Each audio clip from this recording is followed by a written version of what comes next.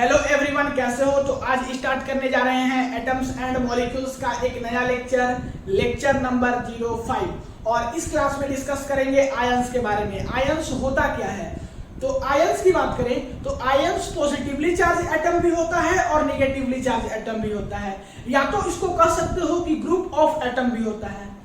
नहीं तो ये है आयंस का डेफिनेशन। वही बात यहाँ पे लिखा हुआ है कि ion is a positively charge या निगेटिवली चार्ज एटम्स और ग्रुप ऑफ एटम्स। ठीक है, तो यही डेफिनेशंस लिखा है जो कि हम बोले।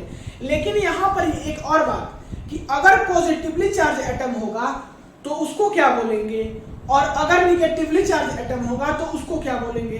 पॉजिटिवली चार्ज एटम्स का एग्जाम्पल क्या होगा और निगेटिवली चार्ज एटम का क्या एग्जाम्पल होगा, तो एक एक करके दोनों को देखते हैं। If a ion is a positively charge then we call that cation. अगर जो है पॉजिटिवली चार्ज आयंस होगा उसको क्या बोलेंगे, कटायन बोलेंगे। वही बात लिखा है कि अ positively charge ion is called cation. और इसके एग्जांपल्स की बात करें तो Na+ Mg2+ ये एग्जांपल हुआ। उसी प्रकार से अ negatively charge ion is called अनायन। जो नेगेटिवली चार्ज आयन होगा उसको क्या बोलेंगे, अनायन बोलेंगे। तो इसका एग्जांपल Cl- O2-। तो यहां से दो बात, अगर पॉजिटिवली चार्ज एटम्स तो उसको कटायन, और अगर निगेटिवली चार्ज एटम्स तो अनायन। एग्जांपल्स में Na+ Mg2+ पॉजिटिवली चार्ज का, और निगेटिवली चार्ज का Cl- O2-। यहाँ पे एक बात और ध्यान देने वाली है कि बहुत बच्चे करते क्या हैं कि Mg2+ जो लिखा है इसको ऐसे लिखते हैं, Mg+2 लिखते हैं। ये जो कॉन्सेप्ट है ये गलत है, इसको ऐसे नहीं लिखा जा सकता, ये रॉन्ग मेथड हो जाएगा। इसको हमेशा लिखना है 2 के बाद प्लस लगाएंगे या 3 के बाद प्लस लगाएंगे, जितना भी चार्ज होगा उसके बाद प्लस लगाएंगे। तो ये मेथड्स क्या हो जाएगा, रॉन्ग हो जाएगा। इसी के चलते Mg2+ लिखेंगे, ना कि +2। उसी प्रकार से O2- में O-2 नहीं लिख करके O2- लिखते हैं, ये करेक्ट मेथड है। ठीक है, एक बात और कि अगर केवल सिंगल चार्ज रहे जैसे Na+Cl- तो यहाँ पर 1+1- दिखाने की आवश्यकता नहीं है, केवल डायरेक्ट पॉजिटिव और नेगेटिव से दिखाते हैं। चलिए, अब बात किए थे हम लोग कि पॉजिटिवली चार्ज होता है, निगेटिवली चार्ज होता है, या और ग्रुप ऑफ एटम्स होता है। तो ग्रुप ऑफ एटम्स कहने का मतलब क्या, इसका क्या एग्जांपल होगा। तो ग्रुप ऑफ एटम कहने का मतलब कि अनायन में हम देखते हैं NO3-। NO3- जो है वह ग्रुप ऑफ एटम्स है। ये एक प्रकार का क्या है, आयंस ही है, और ये दो एटम के ग्रुप से मिलकर बना है, दो एलिमेंट के एटम के ग्रुप से मिलकर बना है। तो इसी को बोलेंगे ग्रुप ऑफ एटम्स भी जो है वह आयन होता है। तो ये क्या है, ग्रुप ऑफ एटम्स है। ये चीज को आपको हम बता दिए। अब बात करते हैं कि सोडियम जो होता है, Na जो होता है, वह Na के फॉर्म में, सिंपल Na के फॉर्म में क्यों नहीं एग्जिस्ट करता, ये Na+ के फॉर्म में क्यों एग्जिस्ट करता है, ऐसा बात देखेंगे हम लोग पहले। तो Na जो है वह इस फॉर्म में क्यों एग्जिस्ट करता है, सिंपल अपना सोडियम के फॉर्म में क्यों नहीं एग्जिस्ट करता।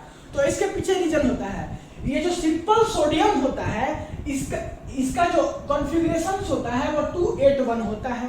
कहने का मतलब कि ये नोबल गैस नहीं होता। ठीक है, ये इसका कॉन्फ़िगरेशन नोबल गैस कॉन्फ़िगरेशन नहीं होता, क्योंकि इसका कॉन्फ़िगरेशन 281 होता है। जब ये करता क्या है कि एक इलेक्ट्रॉन को लॉस कर देगा। जब एक इलेक्ट्रॉन को लॉस करेगा तो इसका कॉन्फ़िगरेशन हो जाएगा 28। एक इलेक्ट्रॉन को क्या किया, लॉस कर दिया, तो इसका कॉन्फ़िगरेशन हो गया 28। और जो 28 जिसका कॉन्फ़िगरेशन है उसका कॉन्फ़िगरेशन होता है नोबल गैस कॉन्फ़िगरेशन। और नोबल गैस कॉन्फ़िगरेशन हुआ तो नोबल गैस कॉन्फ़िगरेशंस में बहुत ज्यादा स्टेबल होता है एलिमेंट। तो इसी के कारण Na जो है वह Na+ फॉर्म में एग्जिस्ट करता है, क्योंकि कोई भी चीज धरती पर जो है वो अपना स्टेबिलिटी चाहता है। आप भी स्टेबिलिटी चाहते होंगे, उसी प्रकार से Na भी स्टेबिलिटी चाहता है, और वह एक इलेक्ट्रॉन को लॉस करके Na से Na+ में आ जाता है। ऐसा क्यों, क्योंकि इसका नोबल गैस कॉन्फ़िगरेशन होता है, और नोबल गैस कॉन्फ़िगरेशन सबसे ज्यादा स्टेबल होता है। ठीक है, तो Na+ जो है वो तो एग्जांपल है पॉजिटिवली चार्ज आयन का, मींस कटायन का। तो इसको ये भी कह सकते हो कि cation is formed by loss of electron. ये जो कटायन का फॉर्मेशन हो रहा है वह इलेक्ट्रॉन का लॉस करके हो रहा है। इलेक्ट्रॉन का लॉस कैसे हो रहा है, कॉन्फिगरेशन था 281 और यहाँ पर क्या हो गया 28 हो गया, एक इलेक्ट्रॉन क्या कर दिया, लॉस कर दिया। तो ये भी बात बोल सकते हो आप। उसी प्रकार से बात करें कि ये जो F है फ्लोरीन है, ये फ्लोरीन जो है वह F के फॉर्म में क्यों नहीं एग्जिस्ट करता है, F माइनस के फॉर्म में क्यों एग्जिस्ट करता है। तो इसके पीछे भी वही कारण होता है कि यहाँ पर F का जो इलेक्ट्रॉनिक कॉन्फ़िगरेशन होता है वो होता है 27 और 27 जो है वह नोबल गैस कॉन्फ़िगरेशन नहीं है, मतलब कि यह स्टेबल नहीं होता। और जब ये एक इलेक्ट्रॉन को गेन करता है, अपने पास लेता है, तो इसको 28 कर लेता है और 28 जो है वो क्या है, नोबल गैस कॉन्फ़िगरेशन। तो यहाँ पर भी 28 हो गया और नोबल गैस कॉन्फ़िगरेशन सबसे ज्यादा स्टेबल होता है, इसी के कारण ये F माइनस फॉर्म में एग्जिस्ट करता है। तो ये भी बोल सकते हो कि F माइनस क्या है, एक प्रकार का अनायन है। तो अनायन is form by gain of electron. तो यहां से दो बात डिफरेंस निकल के आई कि कैटायंस का फॉर्मेशन कैसे होता है, लॉस ऑफ इलेक्ट्रॉन, और अनायन का फॉर्मेशन कैसे होता है, गेन ऑफ इलेक्ट्रॉन। दोनों का एग्जांपल से आपको हम बता दिए। अब बात करते हैं कि कैटायन और अनायन, क्या चीज, कैटायन और अनायन दोनों कंबाइंड होता है और कंबाइंड होकर के एक कंपाउंड्स का फॉर्मेशन करता है। उस कंपाउंड को बोलते हैं आयोनिक कंपाउंड। फिर से सुनिए, एक कैटायन और एक अनायन दोनों मिलकर के एक कंपाउंड का फॉर्मेशन करता है और जो कंपाउंड्स का फॉर्मेशन होता है उस कंपाउंड्स को बोलते हैं आयोनिक कंपाउंड्स। अब कैसे फॉर्मेशन होता होगा, देखिए यहां पर Na+ है, ठीक है, और यहां पर F- है। Na+ कैटायन है और F- अनायन है। हम यही बोले कि कैटायन और अनायन मिल जाएगा, Na+ और F- मिल जाएगा।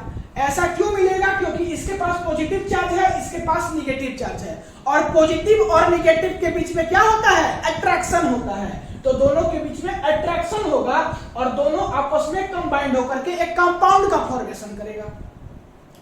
नहीं, फिजिक्स का लैंग्वेज में बोले तो इसके बीच में स्ट्रॉन्ग फोर्स ऑफ अट्रैक्शन होगा। क्या होगा, स्ट्रॉन्ग फोर्स ऑफ अट्रैक्शन होगा।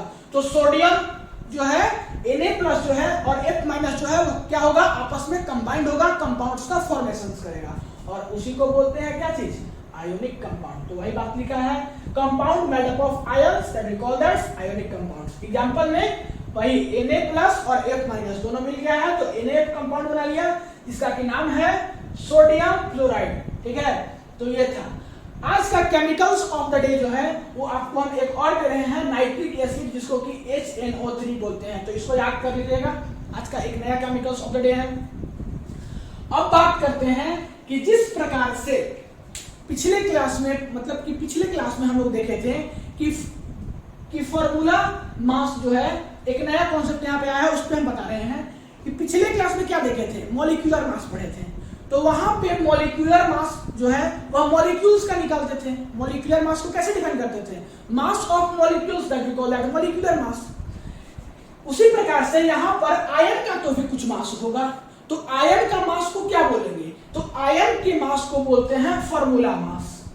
जिस प्रकार से मॉलिक्यूल्स के मास को बोलते थे मॉलिक्यूलर मास, उसी प्रकार से आयन के मास को बोलेंगे फार्मूला मास। तो वही बात यहाँ पे लिखा है कि formula mass is used for ionic compound as they don't consist of molecules. मतलब कि आयन का क्या होता है, मास, फार्मूला मास, और इसको जो है हम मॉलिक्यूल्स कह के कंसिस्ट नहीं कर सकते। नहीं, ये क्या होता है, मॉलिक्यूल्स नहीं होता है, ये क्या होता है, आयंस होता है। तो वही बात यहाँ पे लिखा है। मॉलिक्यूल्स का क्या होता था, मॉलिक्यूलर मास का यूनिट क्या होता था, AMU। यही AMU, नहीं या तो केवल U दिखाते थे। उसी प्रकार से फार्मूला मास का भी यूनिट AMU ही होगा, AMU ही होगा, या तो फिर इसको केवल U ही कह सकते हो। मतलब कि इसके यूनिट में कोई चेंज नहीं होगा, केवल नाम का बस चेंजिंग है, बाकी सब कुछ सेम है। दोनों को निकालेंगे भी सेम तरीका से, लेकिन बस इसमें नाम में बस चेंजिंग है। ठीक है, तो फार्मूला मास क्या होता है और मॉलिक्यूलर मास क्या होता है, दोनों में आपको डिफरेंस समझ आ गया। अब निकालते हैं, calculate the molecular mass. Molecular mass निकालना है, कुछ कुछ मॉलिक्यूल्स दिया हुआ है, तो NH3 का मोलिकुलर मास निकालना है। तो N का मास कितना होता है, मींस नाइट्रोजन का मास कितना होता है, तो नाइट्रोजन का मास होता है 14 प्लस हाइड्रोजन का 3 एटम, तो 1 into 3, हाइड्रोजन का मास 1 और 3 एटम तो 1 into 3 कितना हो जाएगा 14 प्लस 3 17 AMU। ऐसा क्यों, क्योंकि मोलिकुलर मास का यूनिट होता है। अब बात करते हैं H2O की। तो H का 2 एटम है तो 1 into 2 प्लस ऑक्सीजन, ऑक्सीजन का होता है 16, तो 16 प्लस 2 18 AMU। तो यह क्या हो गया, मोलिकुलर मास हो गया NH3 का और H2O का। अब बात करते हैं उसी प्रकार से फॉर्मूला मास कि अगर आयन दिया रहेगा तो फॉर्मूला मास कैसे कैलकुलेट करेंगे। तो सबसे पहले इसको आयन को ब्रेक कर लेंगे कि कौन इसमें पॉजिटिव है और कौन निगेटिव है। तो सबसे पहले कैसे Al3 को करेंगे, तो Al3 प्लस Cl माइनस, यही आयन दोनों कंबाइंड हुआ है और एक आयोनिक कंपाउंड बना है। तो इसका जो मास होता है इसी को बोलते हैं फॉर्मूला मास। तो Al3 प्लस और Cl माइनस, Al का कितना होता है, Al का मास कितना होता है, तो अगर 20 से ज्यादा एटॉमिक नंबर का मास पूछेगा तो आपको गिवन दे देगा, और 20 से कम पूछेगा तो आपको गिवन नहीं देगा, क्योंकि 20 से कम आपके सिलेबस में पढ़ना है, याद करना है 20 तक का।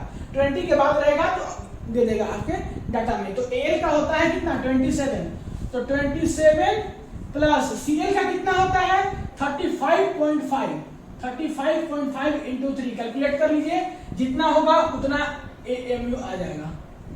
उसी प्रकार से NaCl का ये कैसे ब्रेक होगा, Na प्लस Cl माइनस, दोनों का एटम कंबाइंड होकर के एक क्या बनाया है, आयोनिक कंपाउंड्स बनाया है। इसका कैसे निकालेंगे, तो सोडियम का होता है आपका 23 प्लस Cl, क्लोरीन का होता है 35.5, जितना आएगा उतना AMU हो जाएगा, आप कैलकुलेट कर लीजिएगा।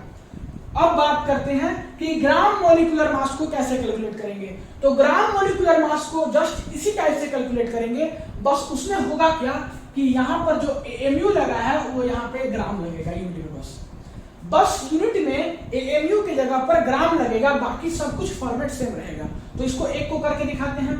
CO2 की बात करें तो CO2 कार्बन का कितना होता है मास, कार्बन का मास की बात करें तो कार्बन का मास होता है 12 प्लस ऑक्सीजन का 2 एटम है तो 2 into कितना हो जाएगा 16, नहीं कैलकुलेट कर लीजिए, 16 2 जा 32 प्लस 12, 32 प्लस 12 कितना होगा 32 44 हो जाएगा, 44 हो जाएगा, और ये किस में हो जाएगा ग्राम में हो जाएगा। यही बात बस डिफरेंस होगा कि ग्राम मोलिकुलर मास में AMU की जगह पर जो है वह केवल ग्राम लगा देना है। कार्बन का था मास 12 और ऑक्सीजन का होता है कितना 16, तो 16 2 जा 32 एंड 2 34 और 10 44 हो जाएगा। अब बात करते हैं H2O की। तो H2O का कैसे निकालेंगे, जस्ट उसी प्रकार से 1 into 2 plus 16 that is 18 ग्राम। नहीं, HNO3 का कैसे निकालेंगे, तो हाइड्रोजन का 1 होता है, नाइट्रोजन का 14 होता है, ऑक्सीजन का 16 होता है, 3 एटम है, कैलकुलेट कर लीजिएगा उतना ही ग्राम होगा। ठीक है, मे बी 63 होगा, मे बी 16 3 जा 48 49 एंड 10 59 63 होगा, 63 ग्राम होगा। तो ये हो गया आपका ग्राम मोलिकुलर मास कैसे फाइंड करते हैं। तो ये तीनों में समझ में आ गया कि मोलिकुलर मास क्या होता है, फार्मूला मास क्या होता है और ग्राम मोलिकुलर मास क्या होता है। एग्जाम्स में या कोई भी कंपटीशन एग्जाम में आपसे पूछ सकता है, तो ये चीज जानना बहुत ही आवश्यक है। तो तीनों में डिफरेंस क्या होता है, तीनों होता क्या है, सब कुछ बता दिए। तो इस क्लास में इतना ही, इसको वीडियो को पॉज करके नोट कर लीजिए। मिलते हैं अगले क्लास में।